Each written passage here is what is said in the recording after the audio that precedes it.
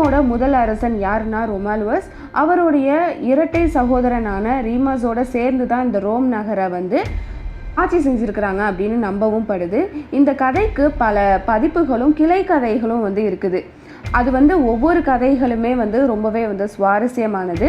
இந்த ரொமாலுஸும் ரீமஸும் ஆல்பா லோங்கா என்ற புராண காலத்து நகரின் இளவரசியான ரியா சில்வியாவுக்கும் ரொமானிய போர் கடவுளான மார்ஸுக்கும் பிறந்தவங்க. ரியா சில்வியாவோட தந்தை யாருன்னா நியூமிடர் ஆல்பா லோங்காவோட அரசன்.